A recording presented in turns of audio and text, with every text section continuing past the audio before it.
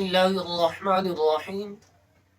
حضرت سیدنا علی بن حسین رضی اللہ تعالی عنہ بیان کرتے ہیں کہ حضور صلی اللہ علیہ وآلہ وسلم نے فرمایا کہ جو آدمی فضول باتوں کو چھوڑ دیتا ہے، لاغو باتوں کو چھوڑ دیتا ہے، حضور صلی اللہ علیہ وآلہ وسلم نے فرمایا کہ اس آدمی کے اسلام کی اچھائی کی دلیل ہے۔